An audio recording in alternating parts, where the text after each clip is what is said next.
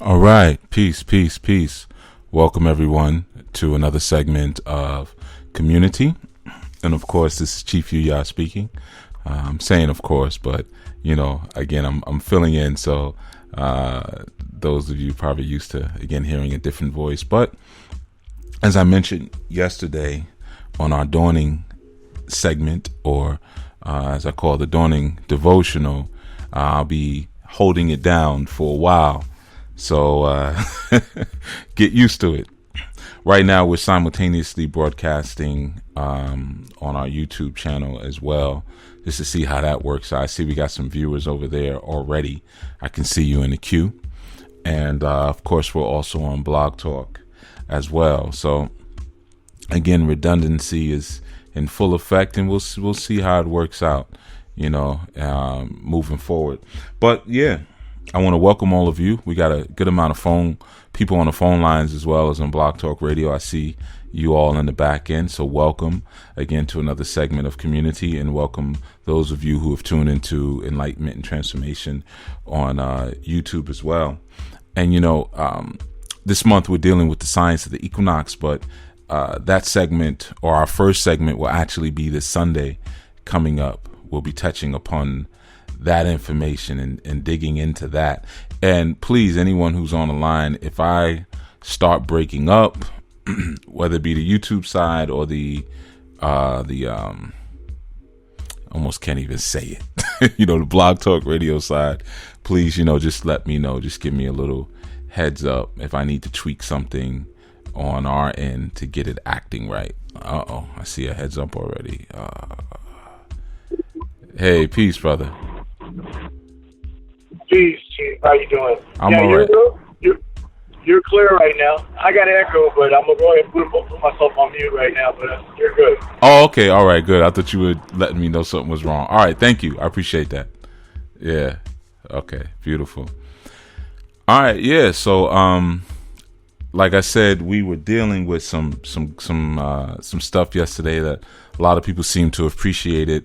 Really speaking and discussing that idea of sometimes investing, or sometimes the investments that we do in cultures of negativity or cultures of harm, when we are persistently and constantly leaning in a direction that speaks to the disasters of life. I'm just kind of doing a quick recap. And sometimes it's difficult for us to see ourselves in a positioning where we actually win. It becomes very easy for us to picture being discontent every day, or, being unhappy every day, being unfulfilled every day, being grumpy every day, just being in a bad mood, but really embracing the idea that I can win every day. I wake up, I get out of my bed like a winner. I go to bed like a winner. I eat like a winner. Sometimes those ideas and those envisionments are very difficult for us to take on. So what we begin to do, going back to in this segment I did on self-sabotage, we sabotage any of the potential growth that we may have had, as a means of control. So if I can destroy it, I can control it. And for some people in this world, they actually see their power through destroying what has been built. For some, they see their power in building up what is non-existent. And one is not necessarily better than the other, because whether you're dealing with construction or deconstruction, they're both necessary elements of the universe. And in fact, you can't really do one without doing the other, excuse me. So it only becomes a problem when usually when we're trying to do one and we invite people into our lives who are bent on the other, or sometimes as a constructor, as a builder, you'll invite someone in your life who may have a degree of jealousy as it pertains to you. They may be a little jealous about the things that you're doing in life and wish that they can do similar. So as opposed to attempting to do what you can do to prove to themselves that maybe they have some of the stuff the stuff, like we say, the stuff of champions, that maybe they have some of the stuff inside of them that you also have. As opposed to doing that, what they'll do is they'll destroy or attempt to destroy what it is that you've built. And in this way, this is how they prove, okay, I'm just as good as you are, because I can destroy what you build. And sometimes that happens through deception. Sometimes it happens through proximity. You find that a lot of times in relationships. When the jealousies kick in, people will use destruction as a means to make themselves feel equal with you in the relationship. Sometimes they'll use distraction as a tool. They'll see you trying to build something, and they'll distract you purposely to keep you from building it as another means to make themselves feel empowered within the situation. So there's so many ways that individuals who have particular leanings towards destruction or construction will rear their heads. None of them should be ignored. Before I keep going, let me do two things. I'm gonna grab my water, but I'm also going to give you all the call-in number. 515-605-9862. Yeah, 515. I'm getting used to it now. I still don't like it, but 515-605-9862, and just hit the number 1. I think I'm starting to kind of memorize that new raggedy number. But and let me also say thank you for those who sent suggestions. Still just suggestions are coming in terms of a Blog Talk replacement, and I haven't gone in any direction with any of them yet, but the enthusiasm behind the suggestions has definitely made me feel like, okay, yeah, we can rig up something else that works a little bit better. And I have some ideas already in terms of what we could do to do something that's a little bit more sustainable, because you all know my thing is about not depending on any system, especially the system is not doing you right. I'm not the slave-minded individual that wants to get close to my oppressor. If you do me wrong, I don't want to be near you. I'm not an advocate of keep your enemies close. If you close to me, it's because I'm gonna hurt you. I want my enemies far away from me. But I just wanted to thank you all, who have sent them, and for sure keep them coming in, suggestions and ideas as it pertains to the possible transitions away from and out of Blog Talk. There was something else that kind of hit me in terms of what we were building on yesterday, in terms of that work, and in terms of those ideas of what we cultivate, the cultures that we cultivate within ourselves. Whether we're cultivating a culture of struggle or the beautiful triumph from struggle, or if we're cultivating a culture of perceived disaster. And one of the things sometimes that we do is we undercut ourselves by using a chronology that doesn't really apply to us. So we take on these ideas that there are moments and times when we are supposed to allow an expiration to our vision. So we say, well, if I don't do it by this time, then I'm never going to do it, without really understanding that perhaps your time to get something done and your time to do something is very unique to you, because we all come to our own conclusions at different times. So therefore, it would stand to reason that we all enact on our purpose at different times. I've often said that most people that I've witnessed are truly, really not ready to fully manifest their purpose until at least 60 years of age. Now, that's just what I've witnessed. I'm not saying that it's pressed in stone or anything like that.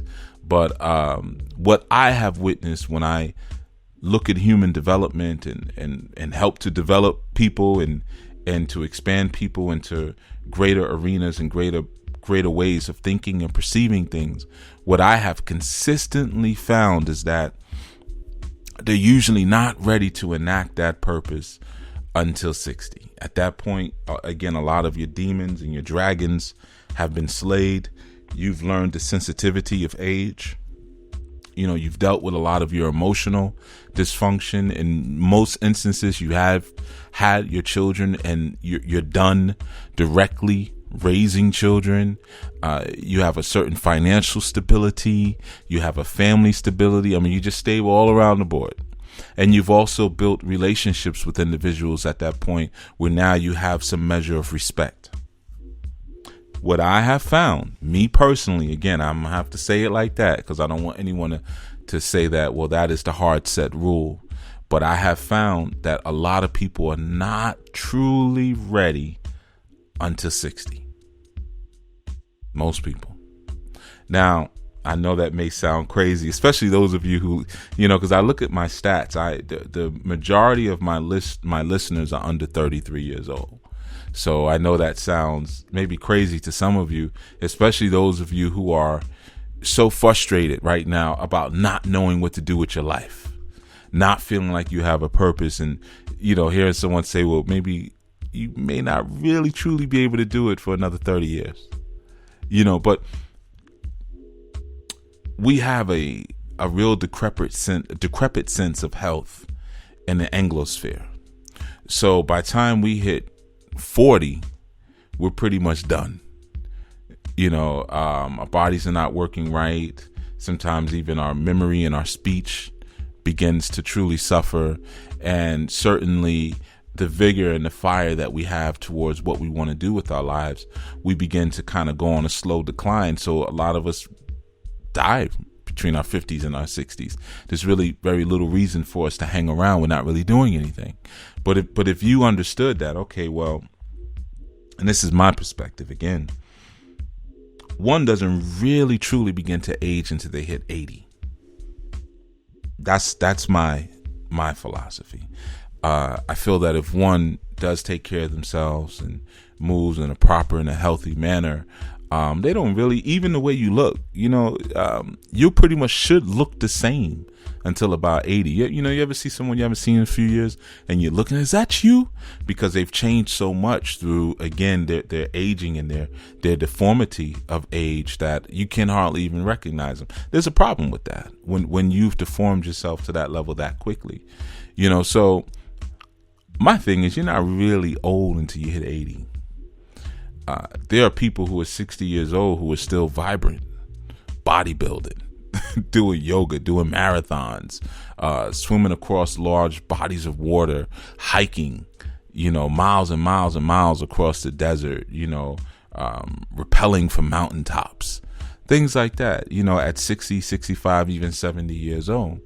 So if you were to kind of put that perspective in your mind, it would give you a better understanding of when certain things are supposed to get done or can get done, and what should be tightened up on right now in this moment. And I thought about that,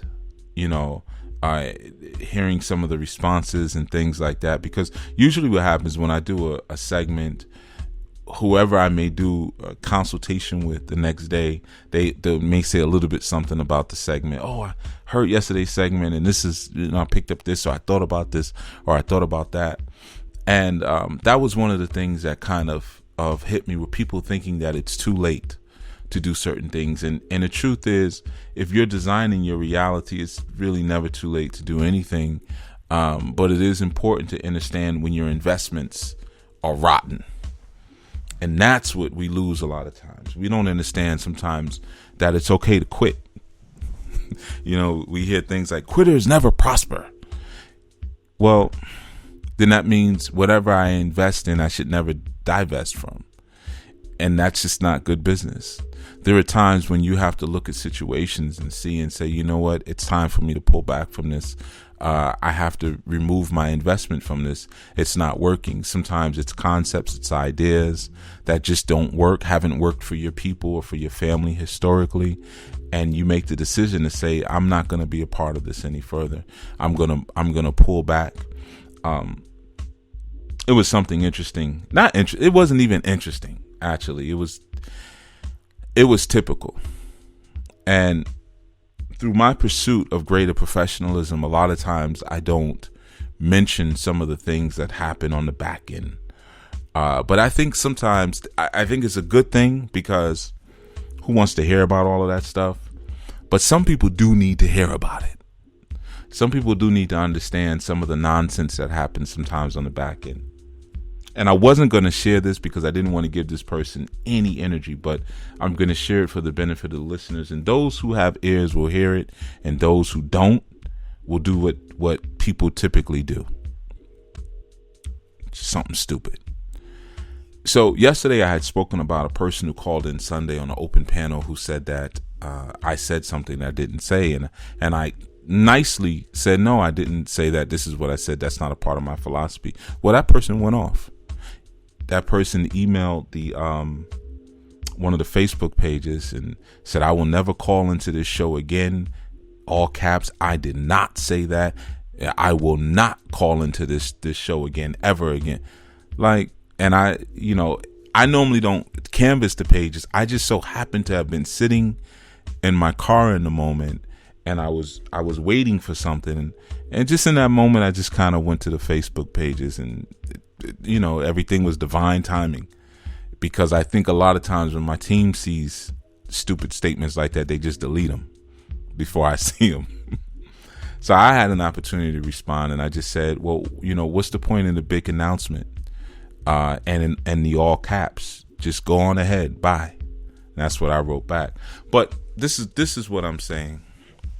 And I know some people don't want to hear things like this and whatnot, but a lot of times when we're confronted with that type of insanity, we don't know that it really is insanity. We don't know how to respond. And I always try to warn people that when you're dealing with information on the internet and whatnot, that you don't know who or what you're talking to. And some individuals are mentally demented. They're deranged. So just because a person can string a sentence along doesn't mean that they have the full faculties of their mind. Now, you can go back and listen to Sunday's show, listen to what was said. You can go back, listen to yesterday's show, listen to what I said in response. It was kind. It was nice. I didn't say like, what the F you talking about? That I didn't do any of that. I just said, no, that's not my philosophy. But sometimes people hear different things based on, how what I'm saying affects them. I'm being kind about it all through the way. And that's the response, which reveals why people a lot of times are in the situations that they're in. There are certain things to look at sometimes. And this is not the first time this person says something stupid in a comment. In fact, it was Sister Gloria. Now I'm just remembering recently who had to, say something. I had mentioned in the show one time that sometimes we have trouble gathering mates to ourselves. We're looking for good people and nice people, but maybe we're not. That must have been a comment the person was talking about. See, they're crazy. Now it's coming together. As I'm talking about, it's coming together. And I wasn't even talking to that person. This was just a show I was talking. So the person took it personally. He said, the chief said, I'm not a good person. But I said, sometimes we have trouble in those areas because we're looking for something that we're not. We want a good man or a good woman, but we have to search ourselves and determine if we are those things. That was what I said. That was a recent show, so that could be found. Not that all of this is even worth backing up and proving, because the person's not important to me. I'm sharing this again for the lesson for all of you to hear and to understand. So, and again, if I'm breaking up on any of these, if it's YouTube or if it's Blog Talk, please just call in and let me know. 515-605-9862. Don't let the especially YouTube, don't let it just go the whole time and it's sounding choppy and messed up and don't say anything. Don't do me dirty. But 416 you're on. Greetings, Chief. Greetings. Hi, so Cheryl, I'm just calling to let you know I went onto YouTube to see how it was over there, and I'm hearing you clearly by calling in rather than being on YouTube where it sounds very scratchy, just to let you know. So YouTube is like it's got the robot voice thing going? Yeah, it's really scratchy, so I just came off of YouTube and called back in. Oh, thanks for letting me know, Cheryl. All right. I'm gonna... No problem. How you been, Cheryl? You've been absent. No, I've been listening to every show. I've just been a bit silent. I don't know why you've been silent when you were supposed to give us this Oba breakdown. I've been preparing myself for it. It doesn't take this long. I'm gonna wait for that till I'm ready. It doesn't take this long, Cheryl. I know. I know. It's just Just thought I was gonna forget. I don't know how to put it. I need to get together with myself first before I come out on the air like that. No. Okay. Now you see, you don't even call me. I called to tell you that YouTube is scratchy. Yeah, whatever. All right. And thank you very much. All right. Yeah. Yeah. Whatever, Canada. So, all right. So what I'm gonna do with the YouTube broadcast, I'm gonna just let it keep going. I'll come back and I'll repost a better video. I don't know what's going on, but Block Talk kind of does that. It's a weird thing. Now, technically, I'm not supposed to be broadcasting on YouTube and Block Talk at the same time. I got this little tech thing I rigged up here, because in most states, you can't broadcast without permission phone calls, without getting permission. Well, all states really. That's why they say this call is being recorded. You have to get permission first. So that's why YouTube kind of blocks that. But I'm gonna figure out what it is. I'm gonna get it working. But for those of you on YouTube, if you can't hear me clearly, just call in on Block Talk 515-605-9862. And if you're unable to call in, just there'll be a better video put up a little later. Yeah. So Cheryl owes us an Oba show. Yeah. Anyway, so yeah. So that was said. And again, it's not really a big deal. It's not when those things happen, because they happen very often. We don't say anything about it. You just delete it, and keep it moving. And I just write the person, okay, another crazy person. But sometimes it's important to share those things, because a lot of times in consultations and in sessions, I speak to individuals who are going through similar experience.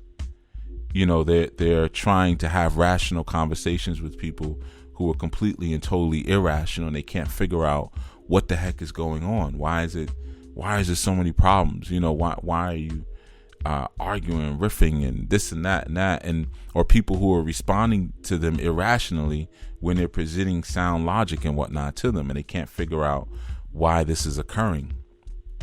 Well, again, there's a cultural crazy that's going on. And again, when you're presenting information, again, that's online, and there's no filtering. It's not exclusive. You don't know who's listening, but you have to kind of learn to be a tracker after a while. And there's certain things you listen for, and you kind of know what you're dealing with from the get. And all of this is going to sound real mean, but like I said, this is a different year for enlightenment and transformation. And again, I still see people who are listening on YouTube. If it's scratchy and messed up, I apologize. I see the numbers are going down. So the numbers on YouTube are going down. On Blog Talk, they're going up. So I see what people are doing. They're tuning out of the YouTube and calling in the Blog Talk. Yeah, we'll figure it out.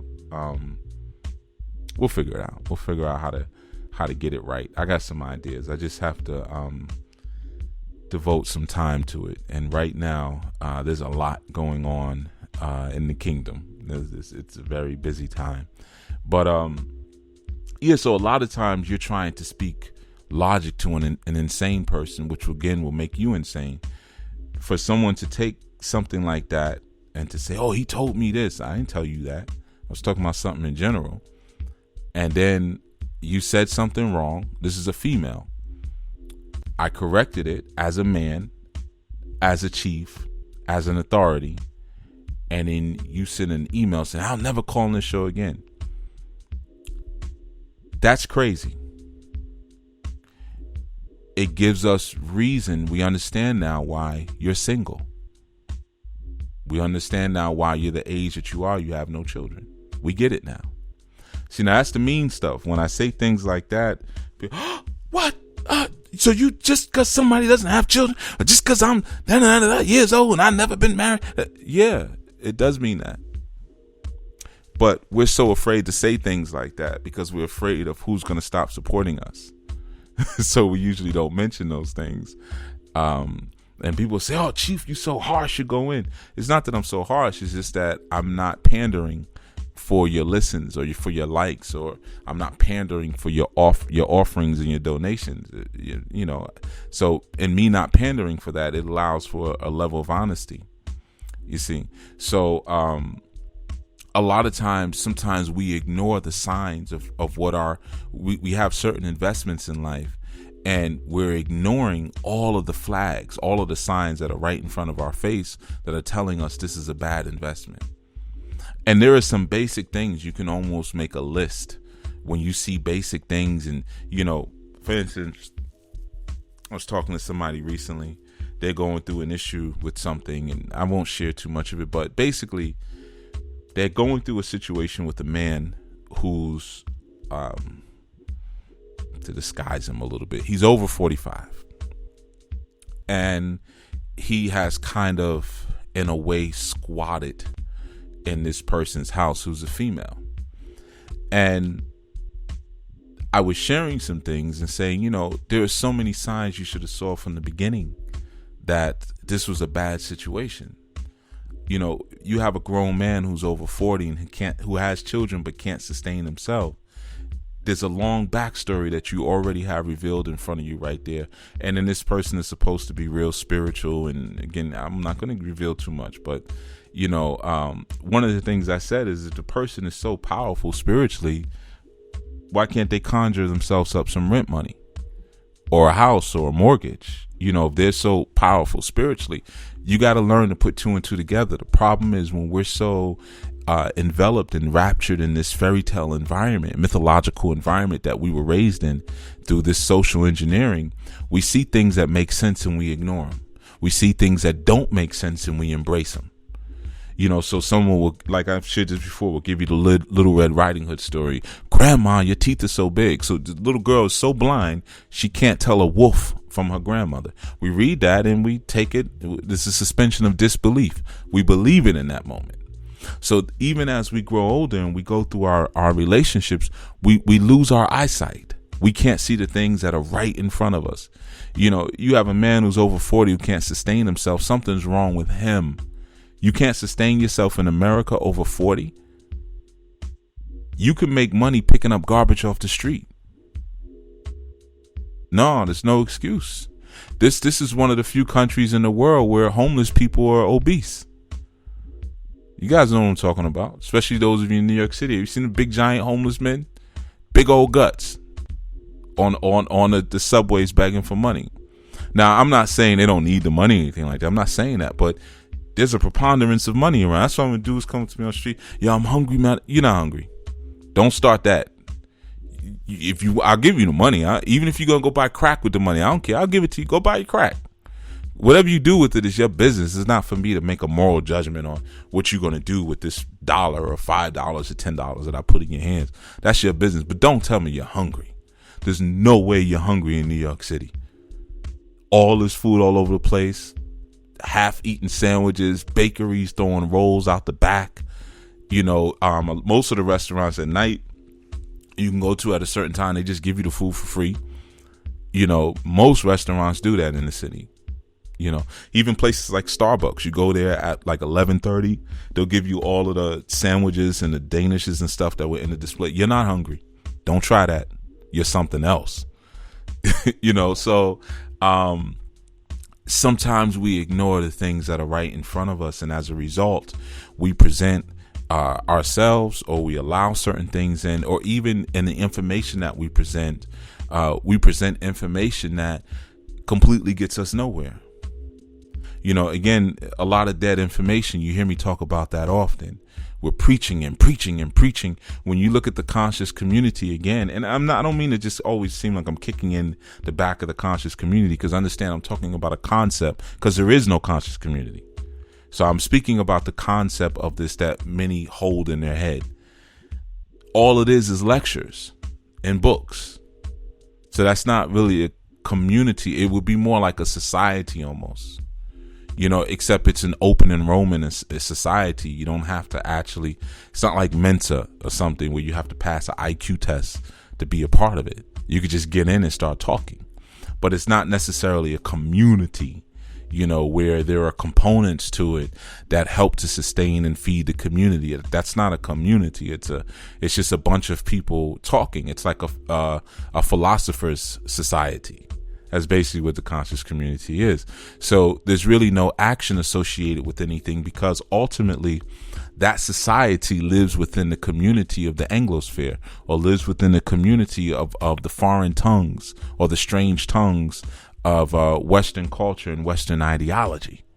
You see, so whenever it comes time for action or anything that's effective, or anything that moves beyond the rote incompetencies and impotencies, the foreign gods kick in and say, no, don't do anything. Once we start looking like something's going to happen, now we got to start arguing with each other. We got to start beefing with each other. As soon as something looks like it's getting ready to happen, we might be getting ready to do this, might be getting ready to do this. Or people will present themselves within that community that you can clearly see are not what they say they are, but yet we still support them. And then when they get caught, when it's put right in front of us, oh, you're not what you say you are, we keep going with them. We just keep it going. So, a lot of times we've lost our ability to track our food. And I mean that all around the board. Don't just look at it, for you vegans listening saying, well, he's talking hunting references. It's all disgusting, eating animals.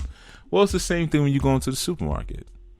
Have you ever gone into a food market, or a quote unquote food market, and walked back out because nothing in there felt like food? And that happens to me often. I can't. I'm kind of funny. I'm kind of funny style like that. If I go into a space, I can eat anything, even though I don't eat anything. But if it comes down to it, I eat a pony. I could eat anything. But if the vibe is off, I'm gonna get real sick.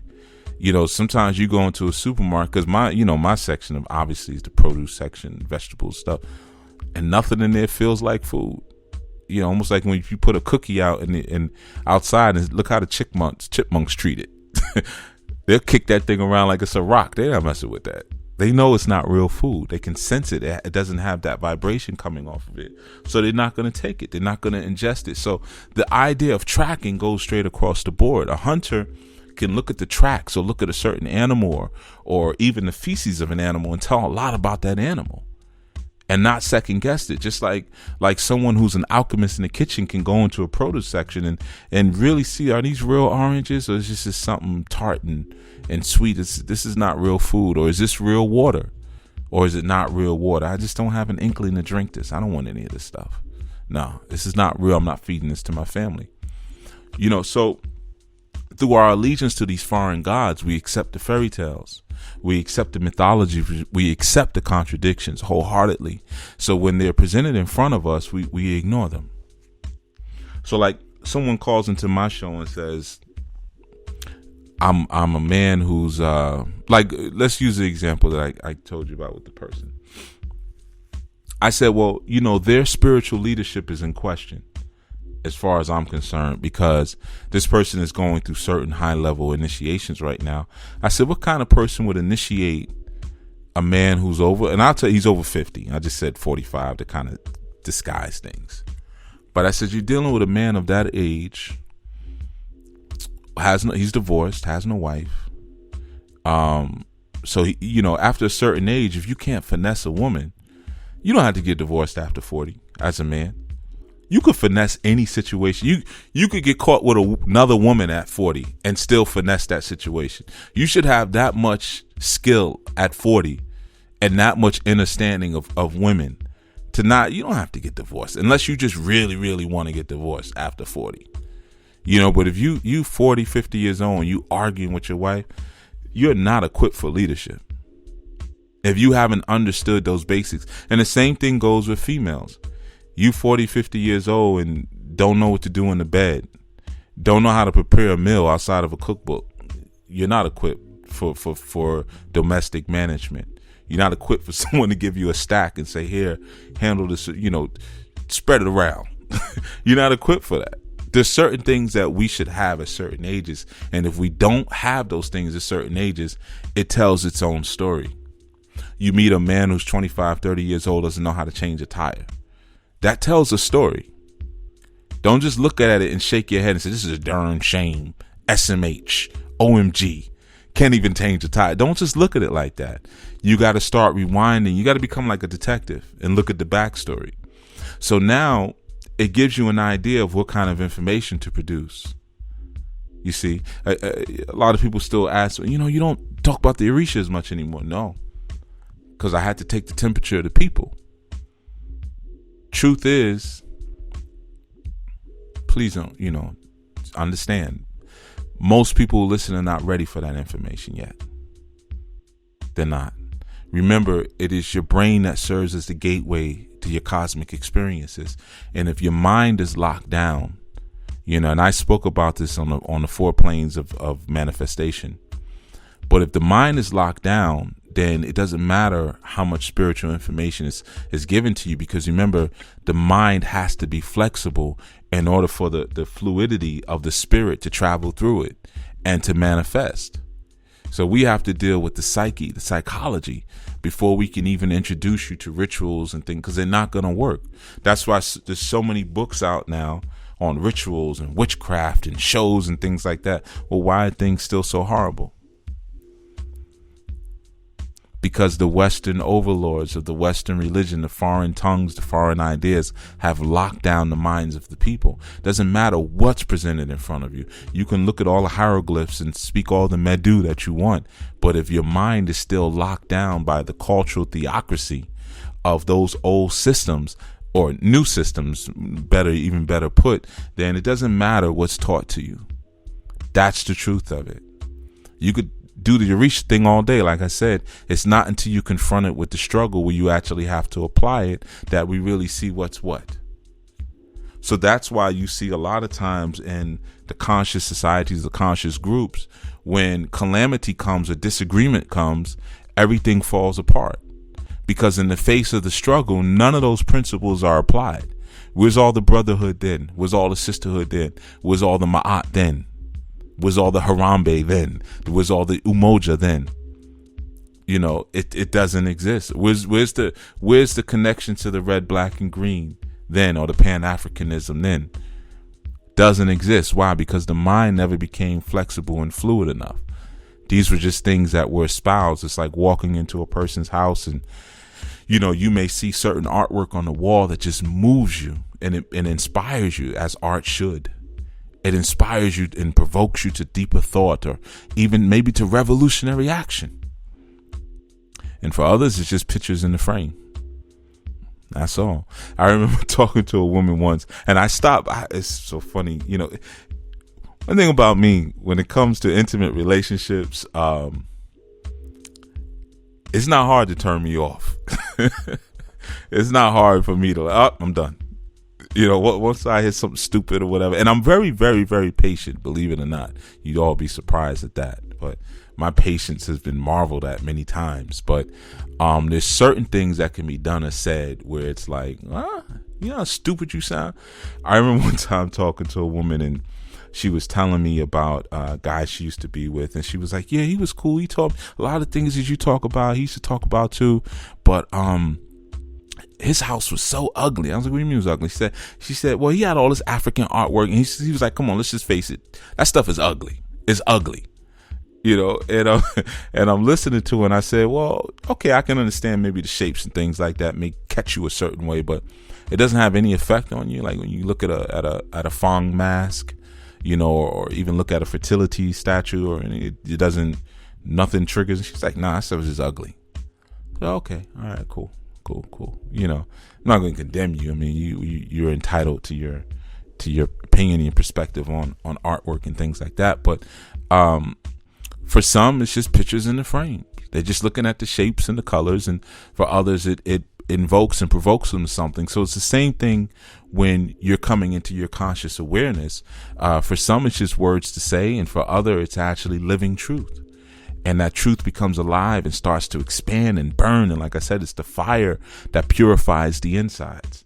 And once it purifies you, you begin to do something else with yourself, something else with your life. So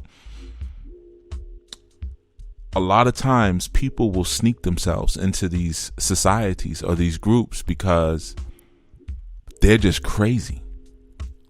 And there's no enrollment process. Like, I'll give you an example.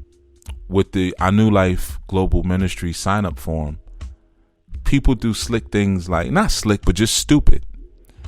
Because it's a questionnaire. You know, are you initiating form? Like, what have you done prior to this? Why do you want to be a part of this ministry? One word answers. Why do you want to be a part of this ministry? It's good. What have you done before? Explored life. You know, it's little, like, trying to be abstract. And of course, you know, we play those games. So if your question on it's like, well, I was exploring life. Nobody has time for that. You see, you're already showing from the beginning, number one, that you're not a contributor, you know, and number two, that there's something wrong with you mentally. Now, I know so many will say you're making some broad assumptions about the mental posturing and disposition of a people based on some very small things, but we forget sometimes that we're all starting off with dirty slates. Sometimes we forget that being born within an oppressive structure, that you're being born inside of a prison. Prison makes people crazy. So to assume that you're going to find sanity inside of total societal dysfunction would be crazy. That would be a crazy assumption. So when you talk to people and they try to speak about a normalcy in certain things that are clearly not normal, you have to have the ability to you gotta have the out of body experience where you look outside and say, let me look at the tracks. Let me look at what's being said here. So like I said, with this individual being over 50, he's a man, you have no family, you couldn't even finesse your woman to whatever to say. I don't know the situation, but you gotta have more finesse than that to be a priest. And now you're going to be sitting in front of people giving them life guidance, because it's not just about what the oracle says, which so many people forget. Right now I'm teaching, and I've taught in all these shows. I'm not doing readings while I'm teaching. It's the wisdom that the oracle has placed inside of me that qualifies me. But there was also a qualification to even be given the oracle.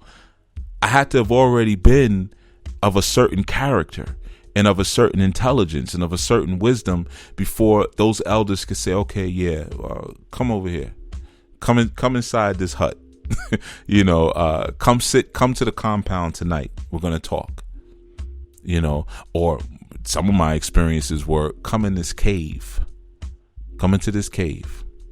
I had those too, you know, but something had to be seen first. So I look at those situations and I see them so often. A lot of times people run into snafus and they say, yeah, this priest did this or did that or that. And I ask some basic questions. You know, is this a family setup? No, it's just him, or it's just her, and da-da-da-da-da. And look at the signs. If you have an Iya, you got a godmother, and all of her godchildren are single. It's all single women. Something's wrong. Something's already wrong if she's single and she's an Iya. She's not qualified. Now, I know a lot of I should just watch the phone line. I'm gonna get hang-ups from that one. I know it. I like to watch the lines and see when people hang up. I know why they hang up. You know, how dare you even tell me? Well, you can't tell me what my ancestors told me. You know, you get that type of stuff. Yeah, people make up things to suit their purposes, to suit what they really want to do. This is a family-based tradition. If you don't have a family, you can't be an authority figure in this tradition. That's just how it is. Now, you could say, well, what tradition are you talking about? Take any tradition. Again, Africa has one culture, just many ethnic groups. But the cultural imperative is the same. Wherever you go on the continent, it's the same. Different languages, absolutely. Different names of deities, different deities, absolutely. Different styles of dress, different marital customs. But it's one culture. When you go through all the branches and you come to the main branches, the imperatives are all exactly the same. Go there and try to find an anti-family culture. Go try finding a suicidal culture or a death culture like you find in the West. You're not going to find it. It doesn't exist there. We don't have those kind of ethnic groups. These systems are family based. I'm sorry, and I know that sometimes we value our internet studies so highly, and the amount of books that we can buy so highly, and the fact that we can now say things that other people don't understand, that feel that qualifies us now for leadership, but it doesn't, because there are some people that may know 1/10 of what you know, but have mountains of character that you don't have. They are more qualified than you. Not everyone is qualified for leadership. Not everyone is even qualified as an authority in a priesthood capacity. And again, like I said, as the trackers, we have to look at those things. We got to look at the big picture here. Again, single male priest. That's a no-no. We don't do that. And I'm not saying, you don't have to necessarily be married, but there should be a family. And there is a difference. There should be a family. You may not have to be married in the Western sense and things like that, but you got to have a family. If not, as a man, you don't have balance. As a woman, you don't have balance without those things. So you're not qualified to sit in front of someone and tell them how to get a family. When they come to you and say, I want a lover, I want children, this and that, you're going to give them horrible advice, as we see it happen so often. So sometimes things come forth and they reveal to us what's going on right in the moment. But we don't ask those critical questions because we're just used to swimming around in pools of urine and sloth and filth. And that's become the culture. We accept the worst. And that's become the culture. Even when we present things, we don't feel that we have to take any time to learn how to present clearly or to present properly or to present in a way that's professional and organized. That's not something we need to learn. Because the people should be feeling me. They should feel what I'm saying anyway. And then we wonder why we can't seem to get anywhere. We can't seem to kind of get beyond the talking. We can't get beyond the speaking. Why do you think I reduced Chief Speaks to a half an hour? And before I had to fill in for these shows, I was only on half an hour every 7 days. There's a reason for all of this. You see, now for those who are active in doing, they might not even have time like that to be listening to 3-4 hours of conscious information every day. They're too busy applying, which changes the character through what? We spoke about it yesterday, through the struggle of initiation. Your application is your initiation. We're different here. I've said many times, man, the middle passage was your initiation. That was your initiation. So now you were born here to actually do something. Not to just be knowledgeable. That's easy to do here in the West. I've been in places on the continent where there's no books. Literally. Only book you're going to get is the Bible. You might get some school books. But some places you ain't even going to get that. But I've gone where you can get a Bible easily, but you can't get anything else. So, of course, that's all that they're really working with. That's all they're really going to speak about. Here we have the internet. We have libraries. We don't like going to libraries, but, there's some places like a library would be like, a prized possession. I've never seen a library. But we have libraries. We have libraries inside of our schools. Then we have libraries inside of our towns. And you got law libraries, usually at your municipal complexes. Then you have the internet. And you got a smartphone. You have all of these different places that you can tap into information and get ideas about different things. But the application becomes a different thing.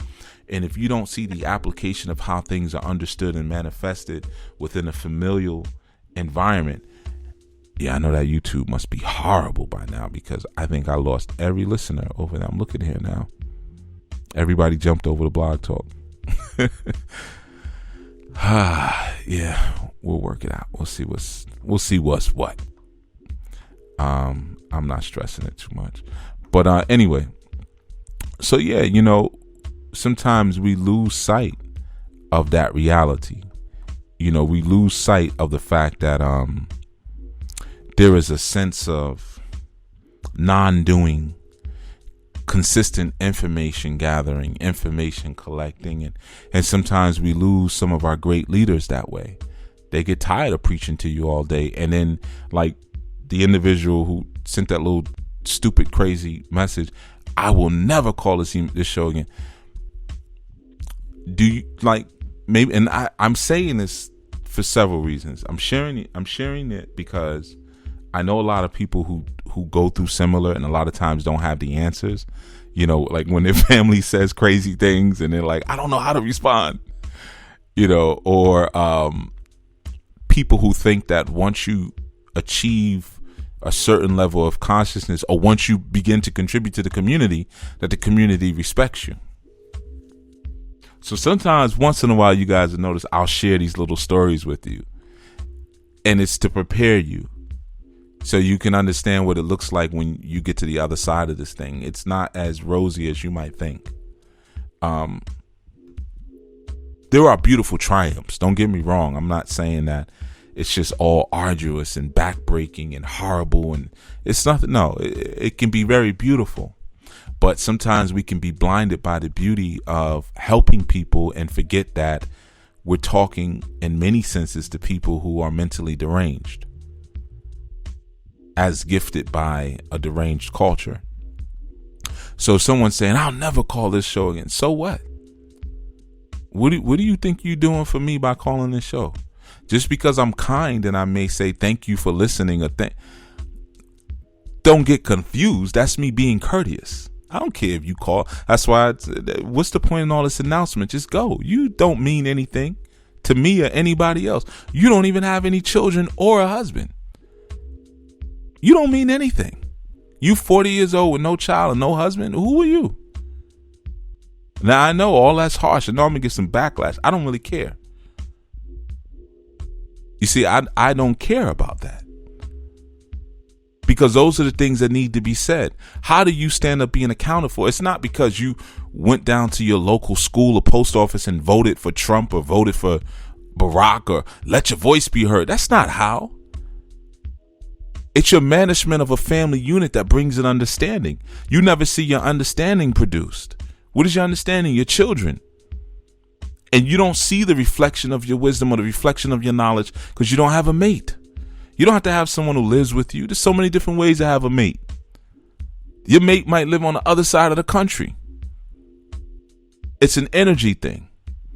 And it can't happen with your male friend or your female friends or your aunties. It doesn't happen like that. You see? So I'm not concerned when individuals like that, or they get on the line and want to start running their mouths. People need to learn when to shut up sometimes. I know. I'm probably going to get a comment about my ego. That brother's ego's out of control.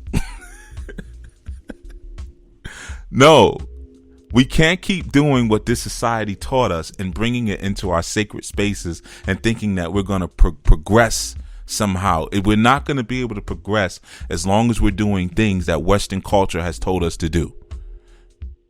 We're not going to get anywhere. Somebody has to be strong enough. Like Dr. Khalid Muhammad said once, well, somebody's got to be strong enough to do it. When he was questioned once at a speech, when a brother stood up and said, well, maybe if you learned how to deliver your message in a way that wasn't so harsh, you would get more people who would listen to what it is that you're saying. I've heard the same thing before.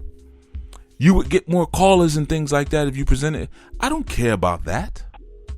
That's not my concern. I don't care if one person's on the air. I don't care if nobody's on the air, because somebody's going to hear something eventually. When you've been doing work and you've been doing it for a long time, you know how you touch people's lives because they come back and tell you. That's why when people always ask me, how many children do you have? Hundreds. How many children? I show you my picture folder. I have a home network on my home network. You see all the pictures of children that I have. And it's not on that thing, because I have so many children that I've raised up through the work that I've done, through my rites of passage programs, drumming, martial arts. who are in their 20s now, who come to me and, Baba, hey, I had my first baby. Baba, we're getting married. When are you coming to the wedding? Baba, I want you there. Baba, I want you to do the wedding. Baba, my grandfather died. I want you to do the funeral. You see? And I may have been speaking to a class or something of 15 or 20 students, and I'm spending the majority of the time chasing them around, telling them to sit down, stop playing, I'm punching your face, keep acting up. It could have been one of them type of, workshops. But it's always that one or those two that are hanging in the back. I ran into a young man not long ago on a late night. I was running out, I think it was in a supermarket. I was coming back from somewhere, picking up some lettuce. And I'm looking at him, he's looking at me, I'm like, man, this guy looks so familiar. And beard and everything, locks. And he said, Baba Haru. And I said, yeah. And I immediately knew his name. I said his name, and he was like, you won't believe this but me. And it was another young man, young Dominican, but well, they're not young and they're grown men now. But he was like, we were just talking about you yesterday.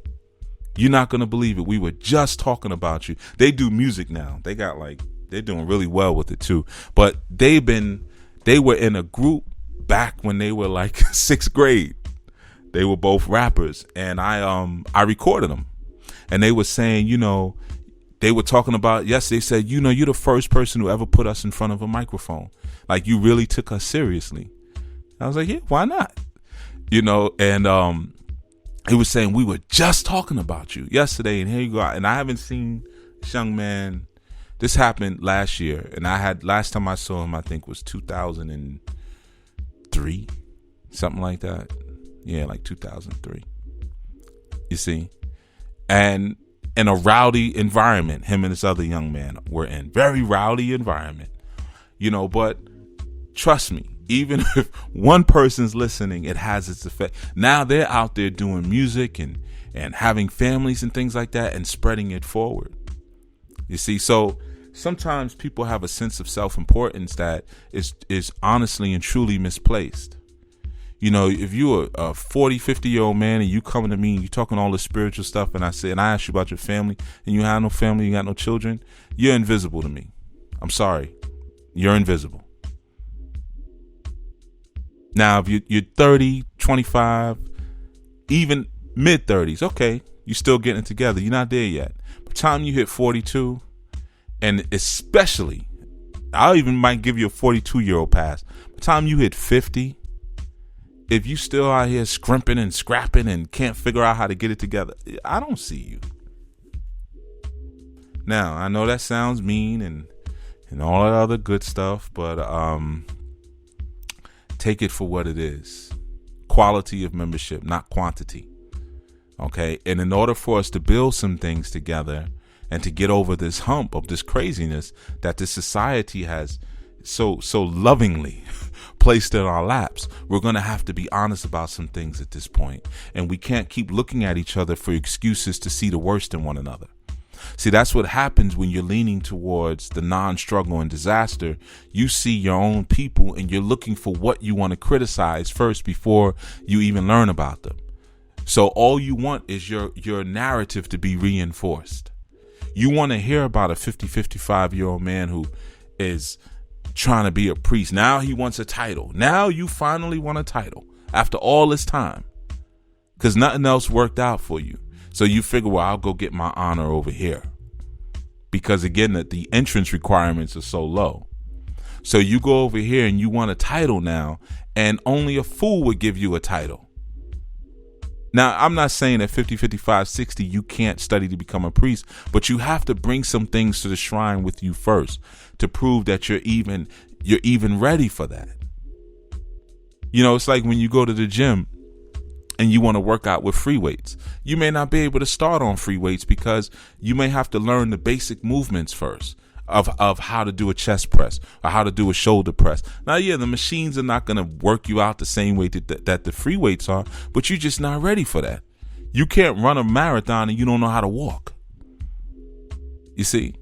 And when you get into this spiritual understanding, you're running a long marathon. This is a lifeline thing. This is not something you jump in and out of. You can't. And if you do jump in and out of it, you were never in it.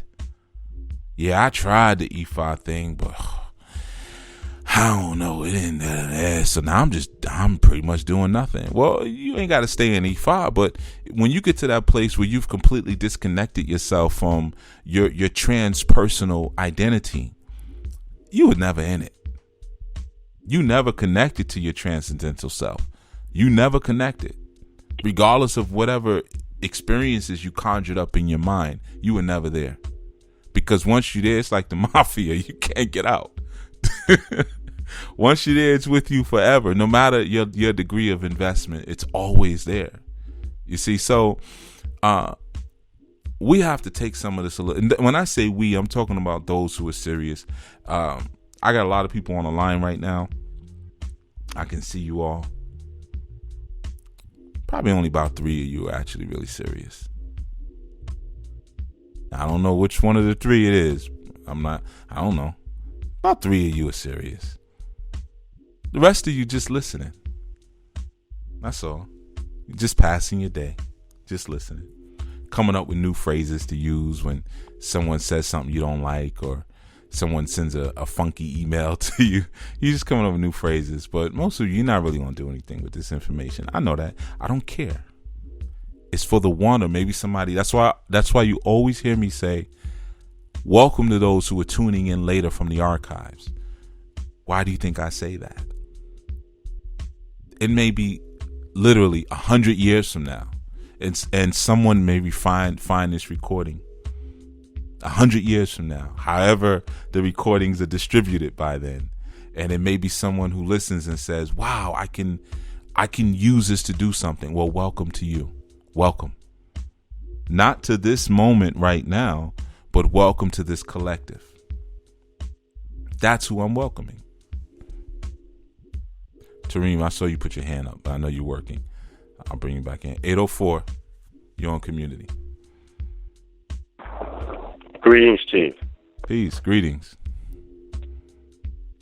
I had a quick question for you. I've been coming in and out today, and I'm not sure if there's a topic, but I had a question for you if I could. Nah, let me ask you a question. What are you doing with the information that you're learning? I'm sorry, say that one more time, Chief. It went in and out. I was saying, what are you doing with the information that you're learning?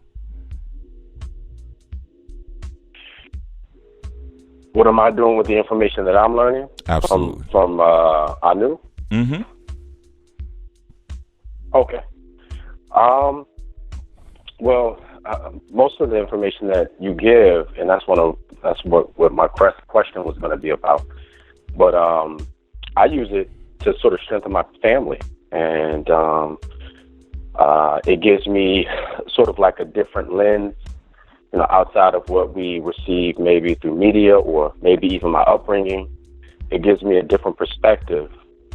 My children, or even treat my spouse, and I like being grounded in that. I like having the opportunity to think about my family in that way, how it's structured, what can we do to improve on it, et cetera, et cetera. So what is your family? That's what I use it for.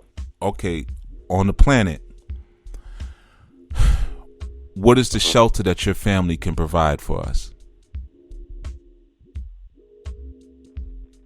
On my planet, you said, what is the shelter that the family can provide for? Let's look at it like this. Each family is an archetypical representation of a certain thought or idea or cognition or experience. So what is the archetypical projection that your family serves to sustain on the planet? I would say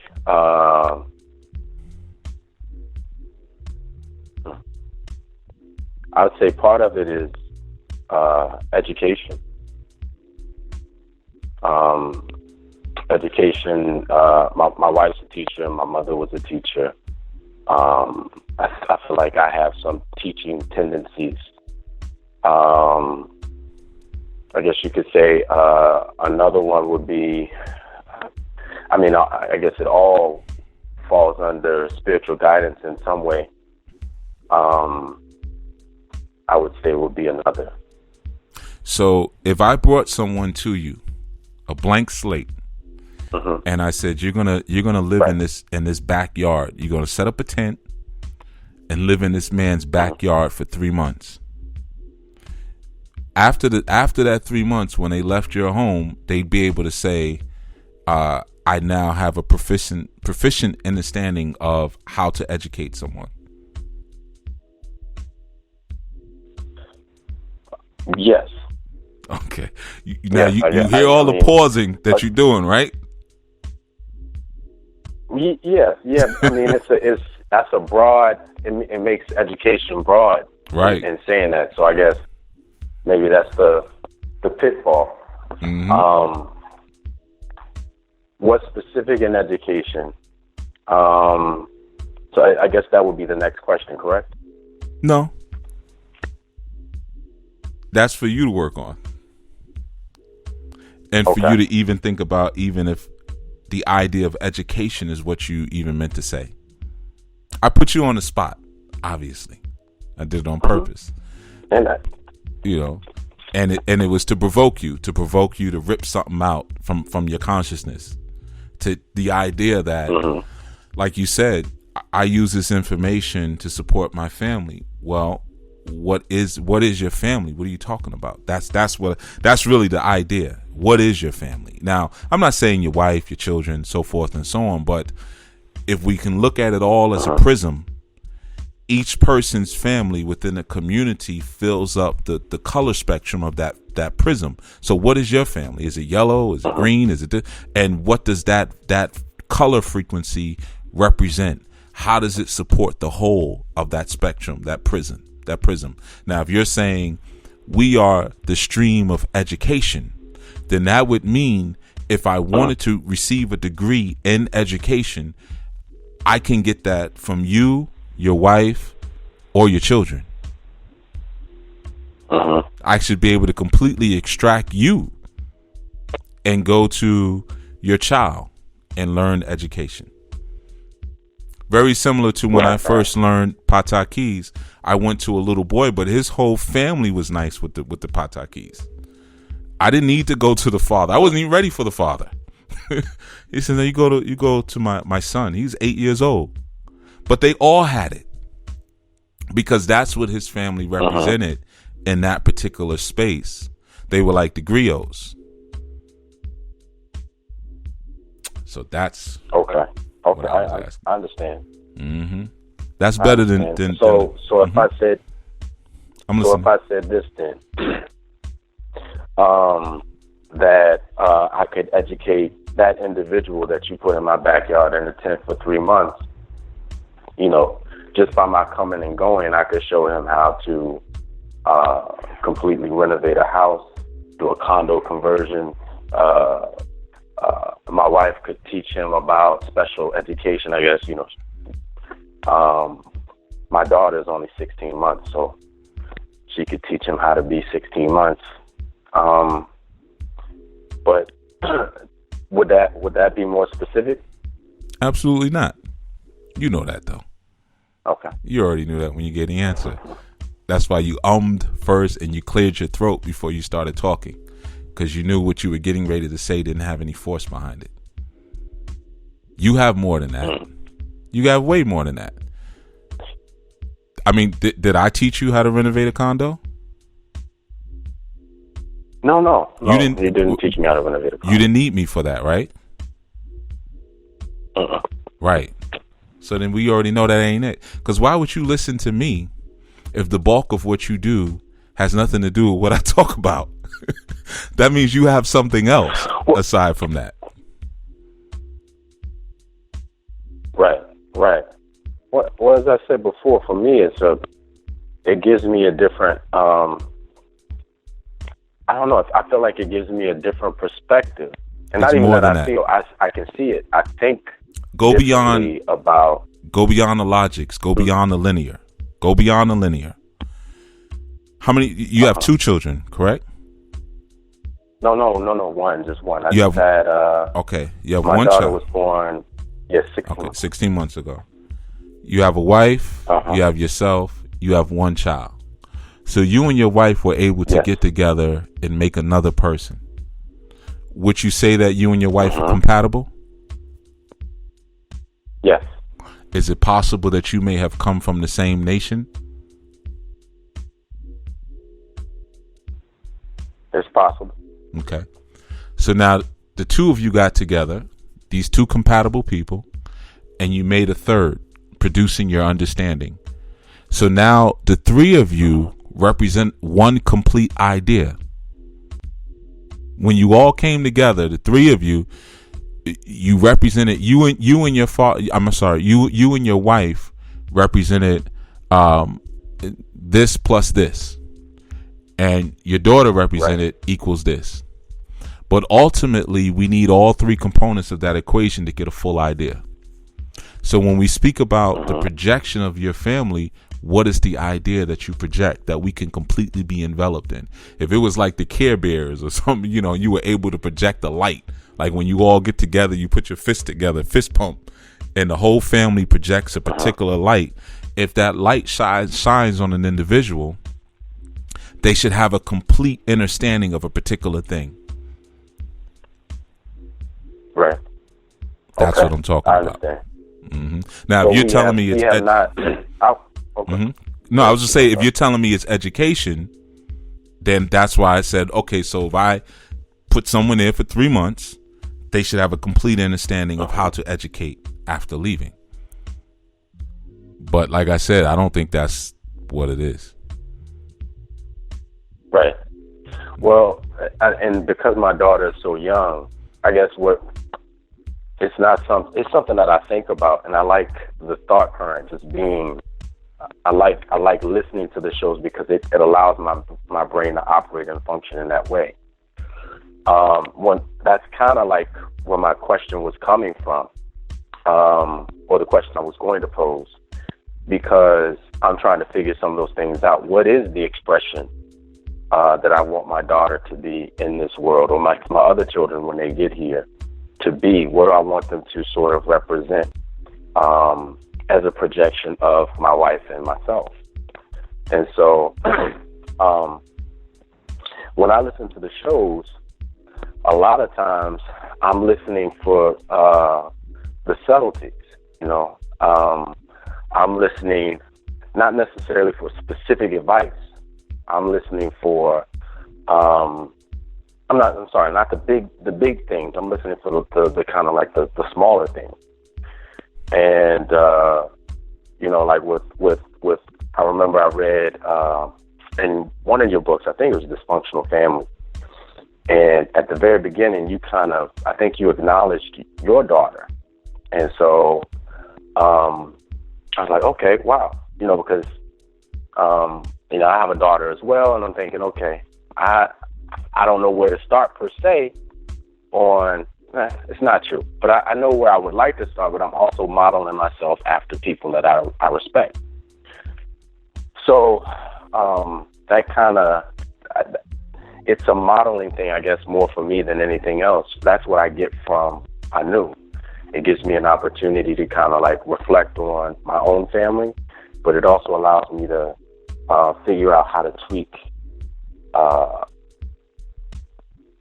my situation or what I have that I've taken responsibility for. How did you name your daughter? But I gave her 4 names. What were those names based on? And her first name is Spari. No, I was saying what were they based on? Like, how did you come up with those 4 names? What were they based? They were based on the 4 elements. Okay. They were based on 4 elements, and I always felt like her name would be somewhat of a divination. But also there were some things that were going on in my life. So my wife got her PhD, the year that my daughter was born. So I spelled her first name with a PH instead of an F, and then her second name is spelled with a D, so we had a PH. So there, it was also like a time capsule. There's a lot of stuff that went into her name. She basically got a hip hop name. Sorry? That's hip hop right there. You gave her a hip hop name. She got some hip hop in there. Yeah, she got a hip hop name. Okay. So now let's go back to this. When she was born, though, however, our children exhibit certain qualities and characteristics at a very young age. Would you agree? Yes. Do you see some of yourself in your daughter? Oh, yeah. She looks just like me. Do you see some of your wife? Yes, I do. I do, but it's not physical quite yet. It's right. more. I understand. Yeah. So that means you can answer that question even though she's only 16 months. Mhm. That's true. Yep. That's why I recanted on that. I shouldn't have said it that way. You know what I mean? Yeah. That means you have to sit back now. That's why I said I posed the question so that you would to be provocative on purpose. So you would sit back and say, "Wait a minute," and pause for a second. Now you have to go and stare at your wife and your daughter for a little while, and then go into the bathroom and stare at yourself, and then go back into the living room and stare at them some more, and then go back into the bathroom and stare at yourself some more till you figure it out. There's something that all three of you have. There's some quality. It could be that you're all three of you are very persistent, maybe all three of you are very talkative, whatever it is. But all three of you are already exhibiting that characteristic. All three of you. That is the projection. So you play with that and figure out what that means. So let's say if you find out that all three of you have nightmares on the same nights. The night you have nightmares, you turn to the side and your wife is up sweating, and then the baby's making those, and that's the most horrible noise as a father when you hear your child like hurt and it's the worst noise. It's like somebody, the feeling like somebody's putting a knife in your stomach. But it could be those nights where your daughter's going through it. I'm just giving an example. So then you might understand, okay, so not only are we energetically connected, but when certain events happen, it affects us all in a certain way. And that just leads you to further clues as to what we represent, what this family is. Okay. Yeah. Okay. Mm-hmm. Okay. You need that.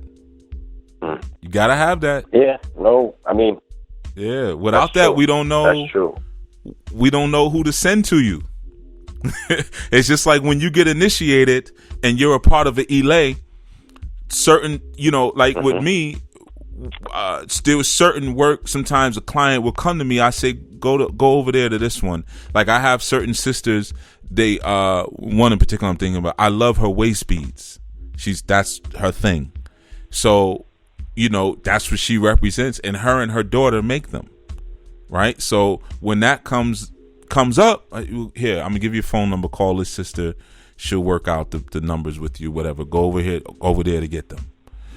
Other people are good at other things. I have another brother who is heavy into water ritual and water magic. He and his wife, and they know all about the hyperbolic tanks and all of that stuff like that, and different forms of, so it goes beyond the spiritual stuff. They get into it heavy with different forms of water therapy on a medicinal level. I'm not on it like that. I know water magic and I'm pretty good at it, but not like that. I haven't dedicated my universe to the appreciation of water like his household has. So I know what his spectrum represents based on that. So I know who I can send to him, and I know what's being sustained. So as a coordinator, or as some would like to call a chief, I can ensure that within the cipher there's balance, because the full spectrum of that prism is filled out. Now, you are the chief of your household. You're the coordinator. So you have to determine not only what we represent individually within this space, but what we as a family, when our name is said, what that invokes and projects out into the universe. When our last name is said, what does that project into the universe?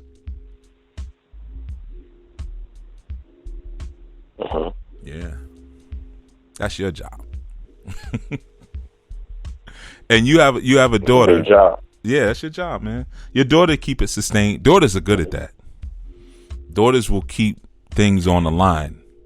You know, if you say this is what it is, they're not gonna let, because men we're win, so we'll vacillate. We'll say we're doing every Monday we're meditating, and we'll be all brolic and gorilla about it. And then a month later, it's like, I gotta go handle some business. Monday I gotta leave. Nuh-uh, Daddy, you said, remember that? No, Daddy, you said, Daddy, sit down. You ain't gonna say no to baby girl. So that's it. Yeah. That's why I wanted a girl first, to be honest. Yeah. Girls first. I really did. I believe you. Yeah, I believe you, man. Little girls are magical, man. They're rough. They're rough going. You can't with the boys are easy, man. They don't, you don't have to talk to them and stuff like that. You give them a ball and tell them go outside, they're good. They'll leave you alone for 3 hours with one ball. Little girls want to talk. Let's talk about this and that, and you got to talk, and you got to be soft, you got to stop. You could be in the car listening to something you enjoying, and then you get that tap, from the car seat, or they kick the back of your chair. Baba, I have a question. Everything got to get turned off. What's that, sweetheart? Daughters are different, but they teach us men how to be soft, how to be compassionate, and how to love all girls. That's what they give you. And I know now there's not a time when you're out and you see a little girl that you don't immediately feel some level of sheltering over automatically. Because you begin to see your little girl in every little girl. Right. That's a part of the balance that comes through family. That's why these are family systems. We don't get that when we're running through the world like Lone Rangers, like cowboys. It's sexy, but we don't get those, like you said, the subtleties, the subtle nuances of living, the subtle nuances of interpersonal relationships. You learn that through the aspects of family. You learn small things like that. Like she's going to learn why daddy snores so loud sometimes. Why sometimes you come home, fall asleep on the sofa, and your wife has to, come on, get in the bed. You that tired. Or why sometimes you just don't feel like talking. I don't feel like talking. Why you sitting in the backyard staring up at the sky. It's the subtle nuances that will help her as she proceeds through life. But again, she has to know the note of the family that she vibrates on, because as she brings another individual into her lineage, because you remember she holds the lineage now. You're a queen maker. You just you ensured your lineage goes on. It's not through your son, it's through your daughter. So she has to know the note of the lineage, so it doesn't get befuddled by someone else. She has to know that she's adding on to that lineage when she has her youth. But she's got to know what that note is first. What are we? What are we projecting outwards? Ancestry.com is not going to tell her that. Right. Uncle Fred. Right. Yeah, I get it. I appreciate that. I give thanks for that. For sure. Yeah. Yeah. You got this. You're all right. You got a nice combination there. Baba builds things and Mama teaches things. That's the natural order. That's exactly how it's supposed to go. So you basically have Ptah and Ma'at. That's basically what you have. And your family already. You gotta look at the archetypes. They tell you something. And then look at the children of the archetypes to tell you what you're out here doing. Sometimes we don't know what we're doing. And you read, that's the purpose of the mythology, because again, it makes it transpersonal. It goes beyond the person in terms of when you're just studying the formulas, but the mythology humanizes it so we can place ourselves in the middle of it. It makes it much easier to explain and to share, and then even with your baby girl, you have to teach her that the fifth element she has to earn.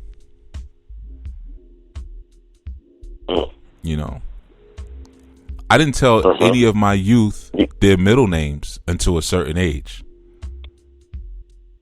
All my youth, all they only knew was their first names. They didn't know their middle names. And I told them, you got to earn your middle name. In fact, one of my youth renamed himself. He renamed himself when he was 8 years old. He renamed himself, which was a good move, because the name vibration he had, it wasn't working for him. He was acting too sissified with that name vibration. And when we changed it, he started taking on a whole different, he was still peeing on himself, doing stupid, goofy stuff like that, just not going outside playing and waiting till the last minute and peeing at the back door on him. It was dumb stuff like that. And then trying to play it off. I'm like, nah, what are you doing, man? Like this, you're not even fitting in right now. What is this? And then we figured out, that vibration, man. You're not taking ownership of yourself, man. You letting, because my youth always had their hair covered. You letting people snatch your crown off your head and stuff on, when you playing with other kids and not bringing the pain to them. Somebody touch your crown, bring the pain to them. That's what I always taught them. I always tell them, go Hulk. Turn your head away for a second, get real angry, and then just go at him like the Incredible Hulk. But this one wouldn't. He reminded me a lot of myself when I was young. That, just kind of real whimsical, abstract, doesn't get mad at anything. But, he said, it's the name, man. Baba, I want to be called this. We started doing that. He was straight. Still straight. Yeah, man. So, you teach her that fifth name because you gave her the 4 elemental piece, but you can't leave out ether. The ether is the unknown, the Akashic aspect. She has to earn her Akasha. She'll grab it out of the ethers herself. And you always remind her that. Start reminding her of that now. You grab the fifth element. I can't give you that, baby. I can only give you the 4 elements that represent your material body. Me and mommy made you beautiful and smart and all that other good stuff. But the unknown, unseen, the Oduduwa, you grab for yourself. It's interesting that you said that, because that was my plan, was to, now that you said maybe she should name herself that fifth one, but that was going to be like a rites of passage kind of thing that I wanted to do. Yeah. For her when she turned 16, 15 or something like that. Yeah.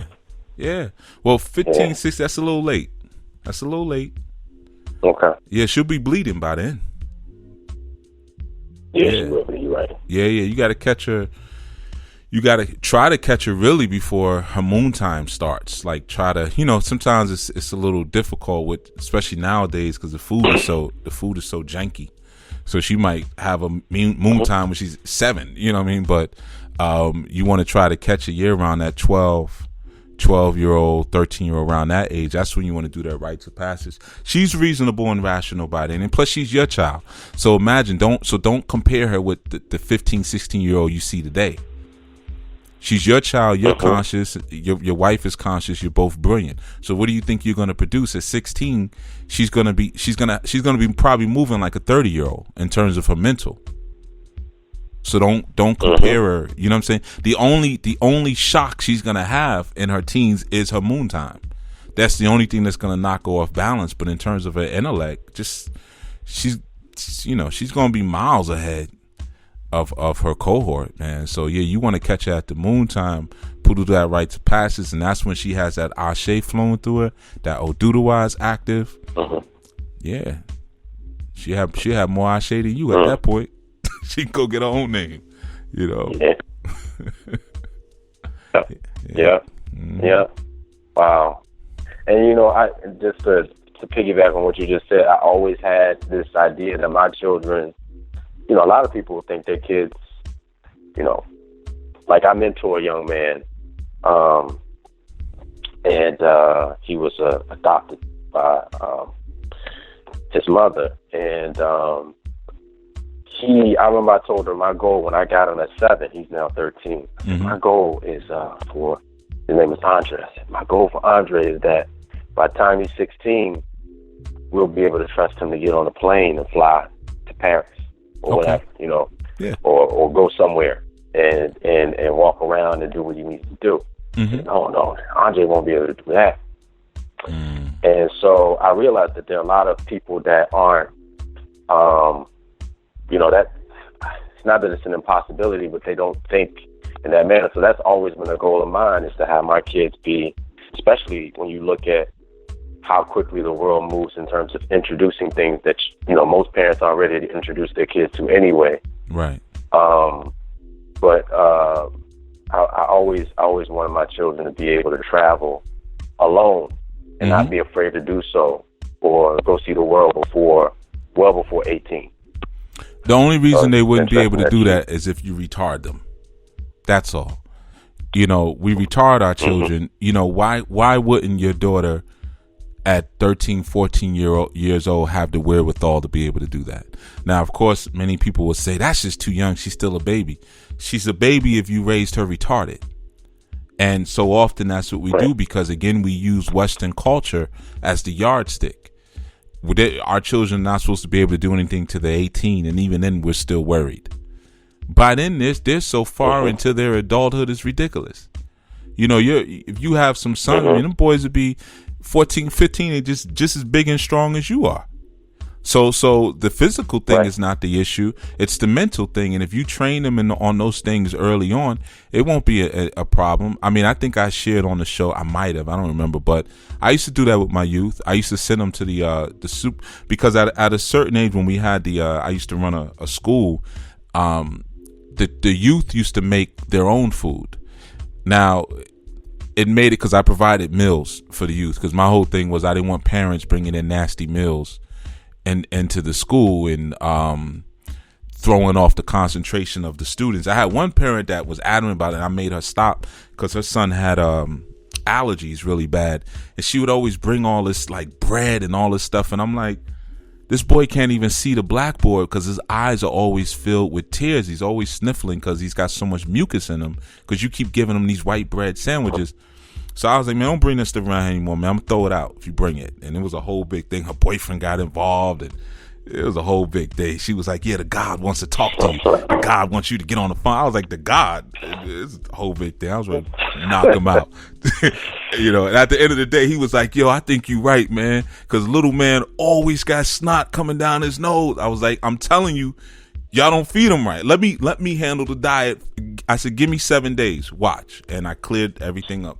But long story short, you know, and when they would go get the food, they'd have to go about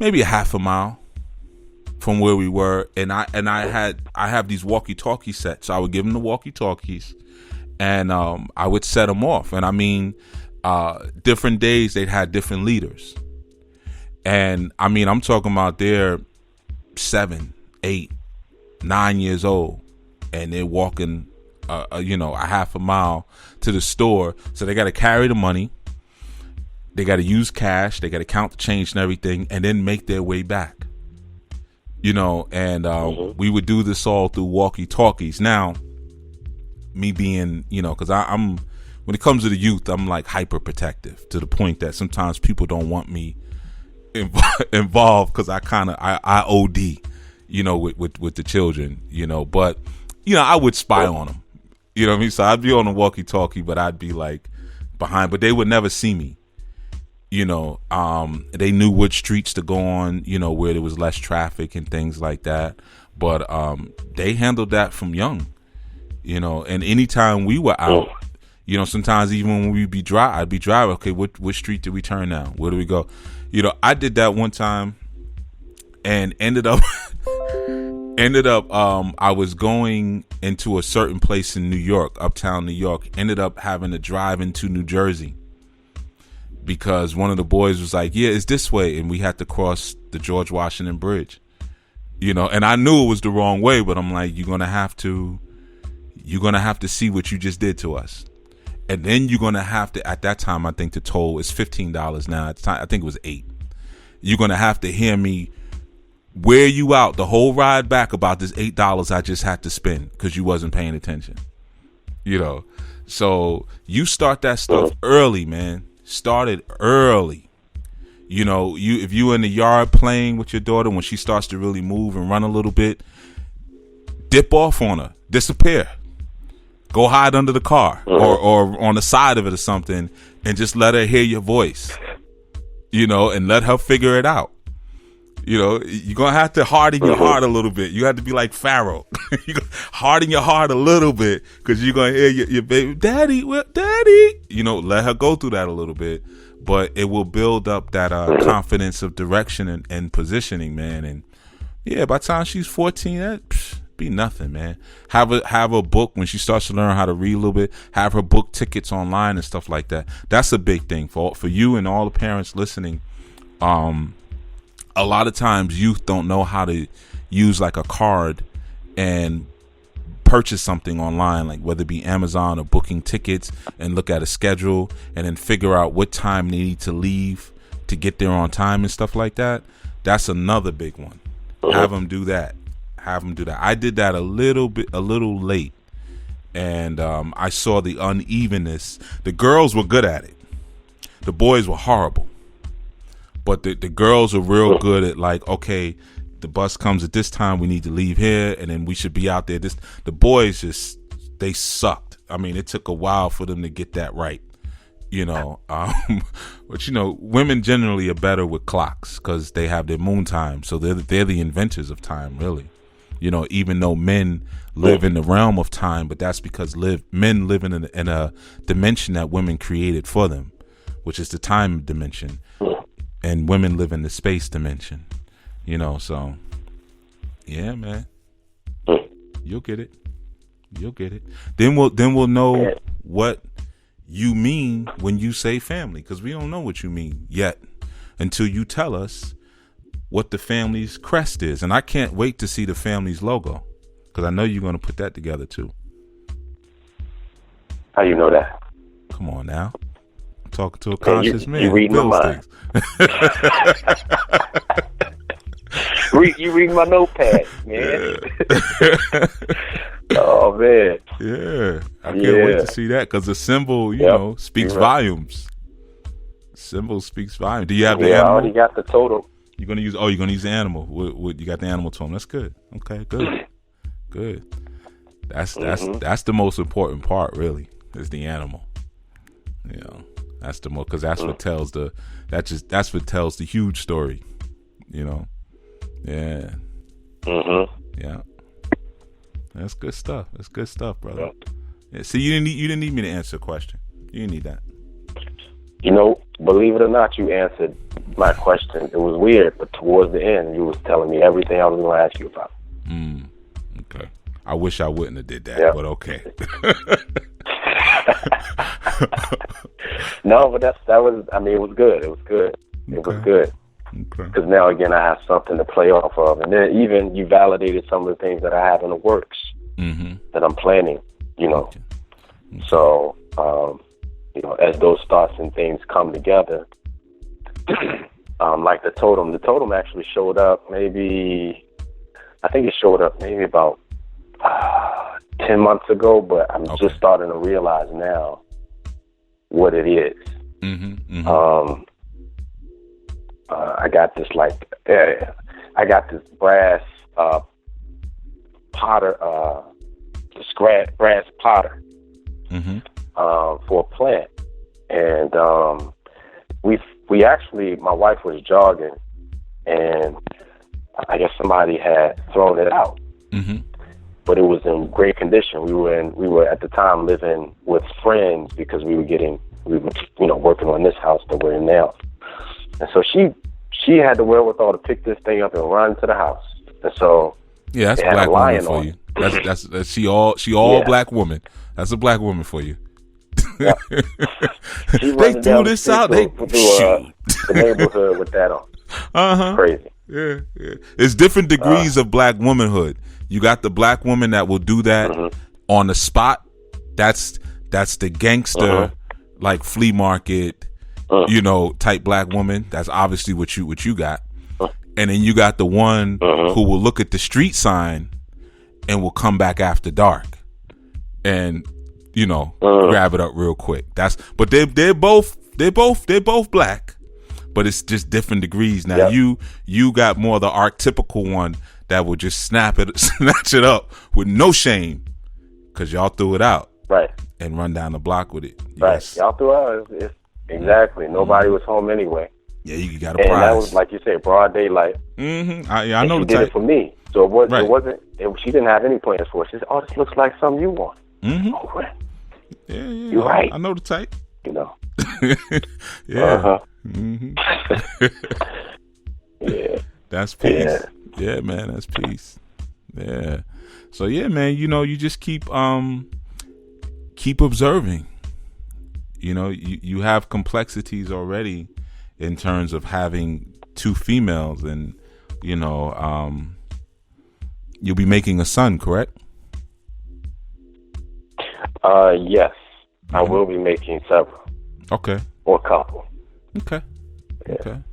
Yeah, it's important too. You gotta have that balance. Especially nowadays. We need our warriors. But it's good because they got the wisdom of a big sis already, which is gonna keep them from doing things that could destroy them. So it's good when you got those older sisters. They'll kind of guide them in certain ways, and they have a certain pull. Sometimes when it's good, a lot of times we look at, you got big brothers and they got little sisters. We like it because we see the sense of protection there, which is valuable. But a lot of times the boys need the wisdom and the gangsterism of the older sister, because sometimes you have boys and no one else can tell anything but the sister. They just always afraid. So that's necessary. Yeah, that's good. That's good, man. And big sisters will kick your butt without hesitation. Exactly, without hesitation. Yeah, we'll just boom. Yep. Without hesitation. And it doesn't matter who you're around. Wrath. Doesn't matter who you're around. Yep. You be around your boys, whatever, and we'll dare them to try to jump in. And then you can't really even try to do anything back, because you come home to Bob and you say, you hit my daughter? You put your hands on my now it starts all over again. It's a cycle. So yeah, it's best just to get that wisdom. I've never seen a big sister lose. Nah, they tend not to, man. It's just it's an energetic thing. Because that's when the witchcraft kicks in. But you don't see it because it's a combination between witchcraft and martial arts. So you don't really see it. It's kind of like when you're a young man and you start to get your muscles on and you want to sit in the car with no seatbelt, and your mother, like she comes to a quick stop and she pounds you in the chest with that hand, and then you realize, wow, like mommy's strong, and all the breath, because I told you to sit back. You get one of them. It's the witchcraft that's in there. It flows through them. The witchcraft flows through them automatically. Those big sisters have that same thing too. It just kind of flows through them. Certain things they could do. I saw a big sister. This was a couple of years ago. It's horrible, but I mean, there was a problem in the household. Long story short, this sister threw her brother through a doorway, knocked the whole door down, everything. And I mean, he kind of, it was bad because she had called me. He came in inebriated, and their mother was going through a sickness at the time. So she was like, I really need you to get here quick. So I'm rushing over there, and by the time I got there, man, the blue and red lights were already flashing. The door was in, And she was explaining. Luckily, the cops who came, she had actually went to high school with, and they knew that, you know, they were like, "I don't even worry about it." But I was like, "How did you so you like?"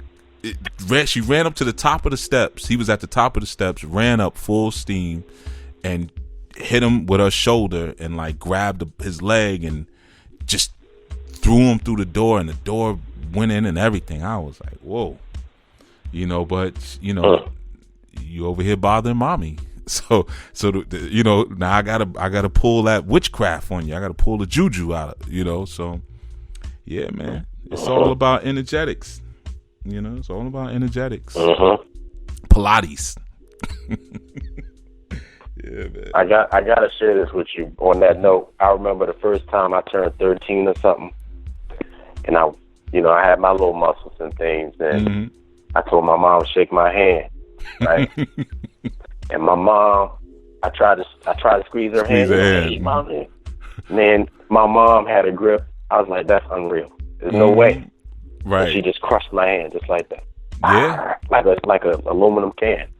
Yeah, I could believe it. I was like, I could believe it, man. It's humbling. You know, it's like when you see this to this day, this amazes me. If you ever see a woman carry her child across town. Now, I know it sounds small, but just think about it for a second. You know, I've seen women have one child by the hand and another one in their arms that they're carrying, and seen them walk a mile or two like that. You know, not slowing down, not putting them down to rest their bicep, anything like that, just going straight. You know, I remember some years ago, there was a sister I used to always see. She used to walk by my barbershop, and I knew where she lived, and I knew where she got off the train. And there's a bus that comes, but I guess maybe, you know, the money isn't flowing like that. But I would see her every day. She'd walk by with her children. And one day I came out there. I had bought her, because I noticed she never, it'd be freezing out there. And she had this little coat. And I noticed she never had, like, any stockings on. You know, I think she had a job downtown or something, somebody told me. So I had bought her a coat and some stockings. I didn't even know her. And, you know, I lied. I told her that somebody had came into the barbershop, and I said they were sitting in my back room for a long time. So I was like, yeah, this guy was selling stockings and stuff. And, you know, that was like a year ago. I haven't seen him. Somebody told me he moved down south. So I was going to throw him out. And I was thinking maybe you might know somebody you want to give him to or whatever. But she kind of knew, you know, like it was just kind of an unspoken. But I tried to do it slick and quick, because I didn't want her to think also I was trying to be salacious.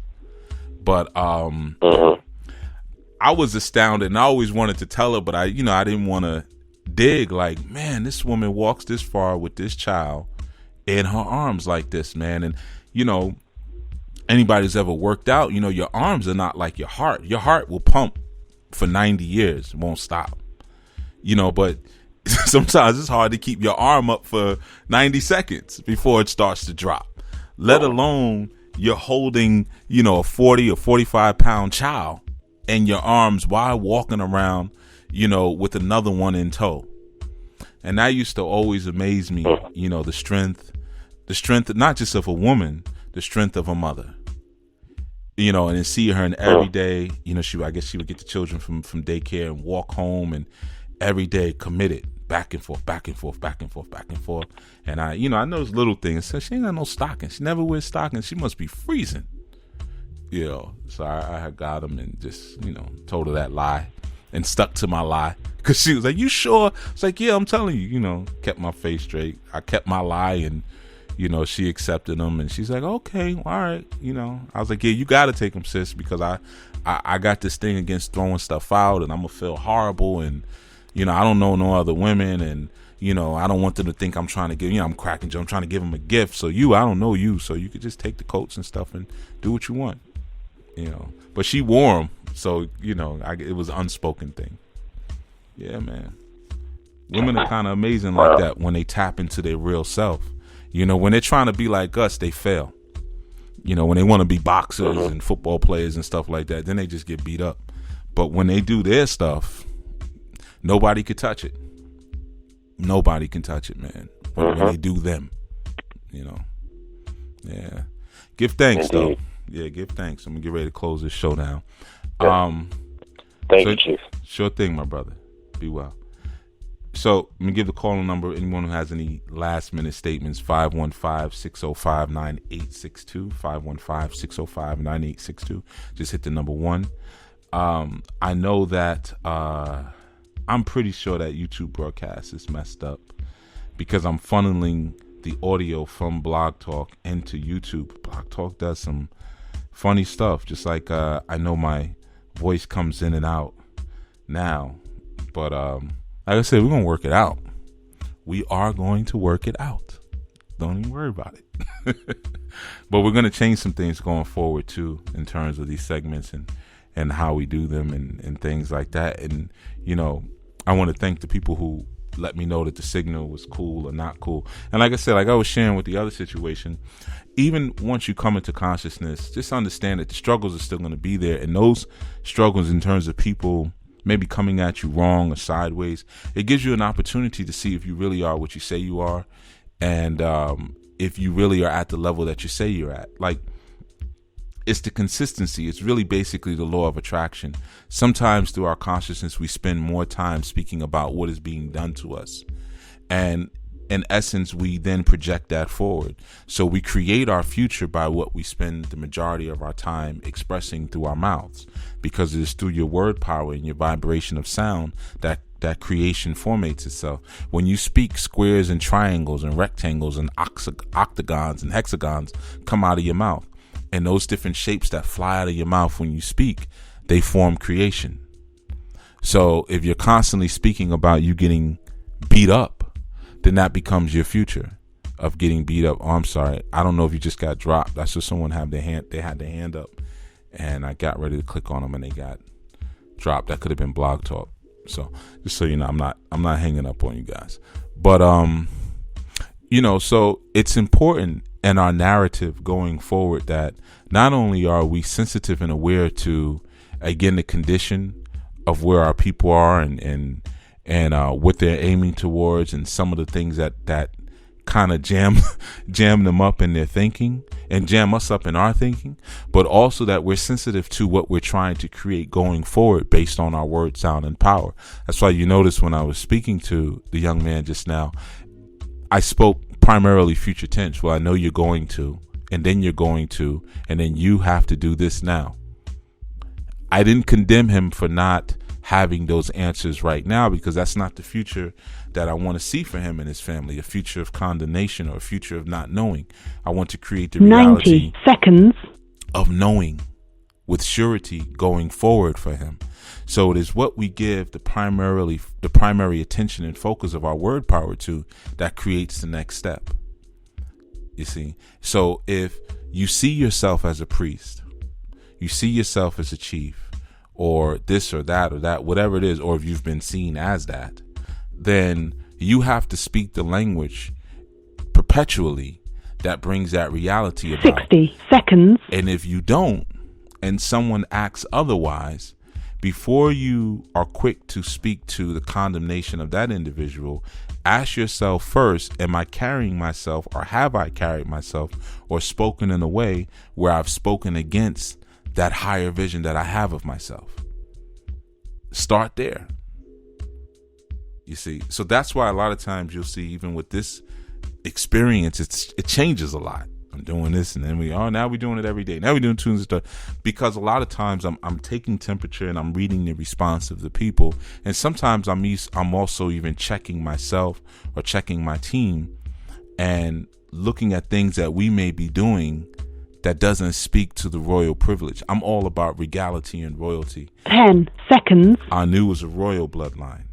So if we're doing something that exists and functions lower than that vibration, then of course that's the future that we're creating for ourselves.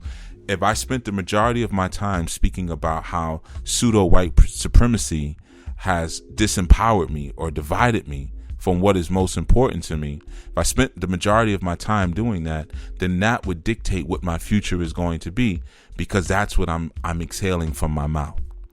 So we have to be very careful. 662, you're on. Hi, Chief. How are you? I'm wonderful. How you doing, my sister? I'm wonderful today. Good. I'm wonderful. Trying to get over this cold. Yeah, you sound a little different. And just listening to you speaking. Go ahead, please. No, I was just saying you sounded a little different. I was wondering what that was. Yeah, I got bad sick over the weekend, so I'm trying to knock it on out. And listening to you speaking today, I was thinking, I think I had mentioned to Sister Kim when she was on that, me and you talked a few months ago and you was like, get out of Mississippi. And I was like, I'm not going nowhere. And I'm out of Mississippi. And I don't know why I'm here, Chief. I'm up here working in a prison. Okay. And looking for a man. That's what you're doing. I know what you're doing in that prison. Looking for a man. in a prison, Chief? Why did you go work in a prison?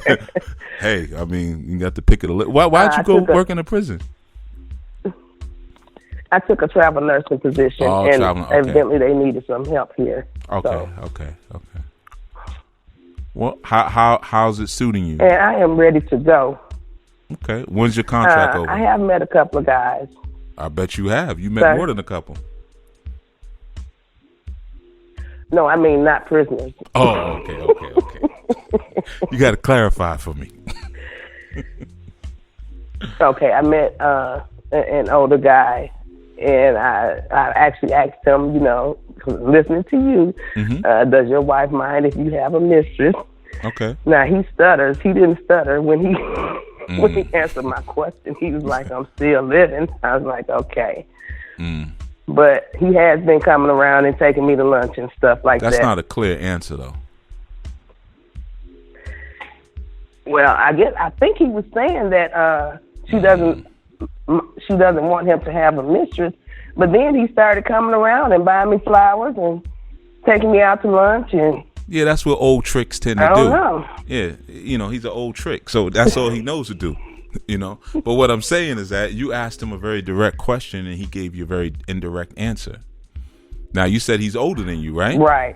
So a few years, about 8. He should be, that's a lot, but he should be dominating you. He shouldn't have been scared to answer that. He should have said straight up, like, nah, she doesn't like it, but how do you feel about it? But that's a around the way, sideways answer. Right.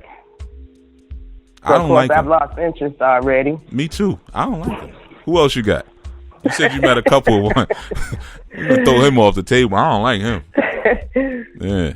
He don't sound strong. That's it right now. Okay. Well, it's a start. No, he's not strong. Yeah, I tried. What do you mean tried? You ain't done? What do you mean you tried? You got a longer ways to go. I'll try again. Yeah. Listen, one thing about you, you can pull a man. I don't say that to everybody. Yeah. But you're very insightful and you're smart. I don't even know what you look like. So if I'm saying it must be true. And I don't flatter y'all because I could care less about flattering you or complimenting you. I'm telling you the truth. You can pull a good man. Because you got good verbal game.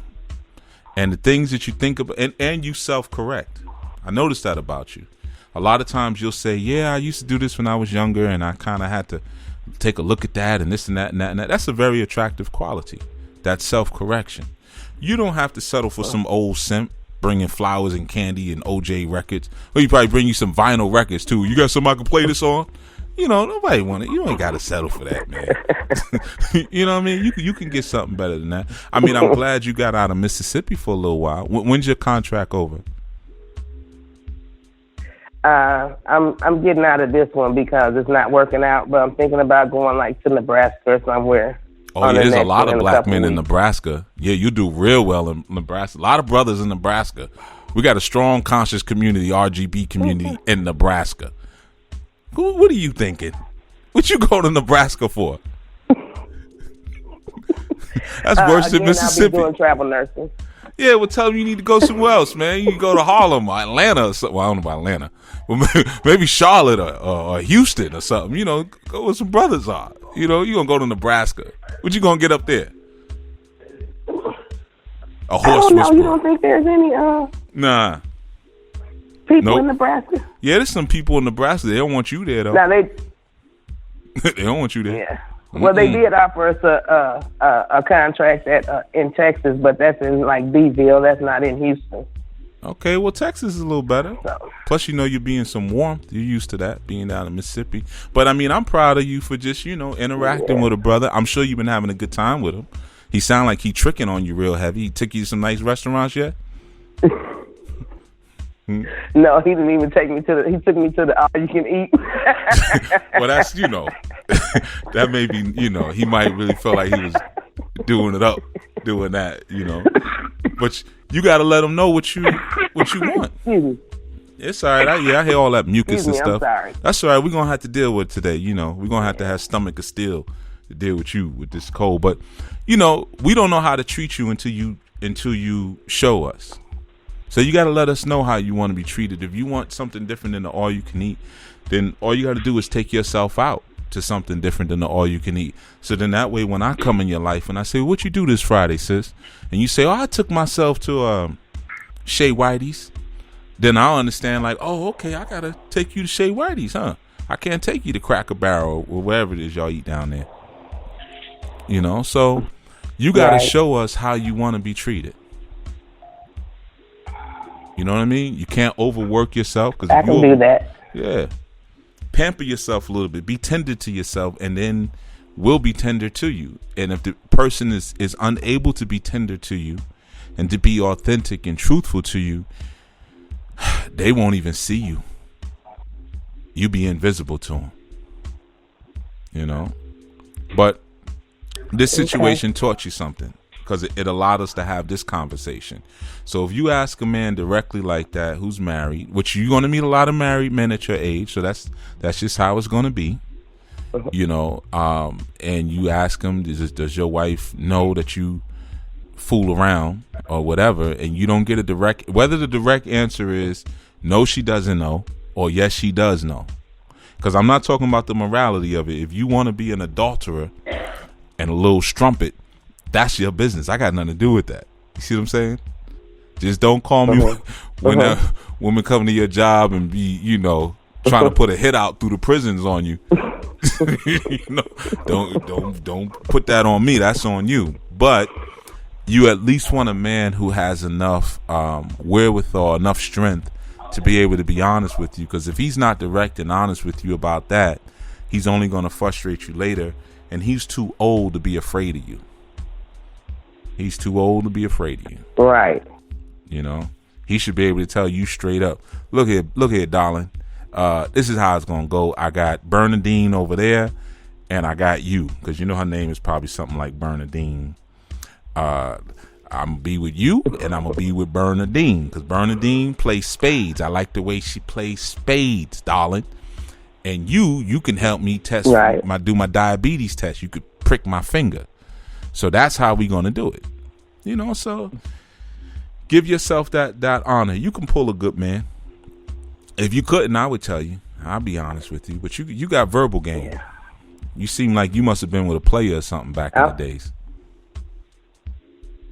I think my daddy was. I think I learned from him. There we go. Papa was a Rolling Stone. Yeah, I could believe it. So you got verbal game. You know how to get what you want. Yeah, don't settle for that. And don't go to Nebraska, because you're just going to be calling and complaining about that later. And all I'm going to do is say I told you so, because I can be very petty like that. So I'm going to exercise my right to be petty. All right?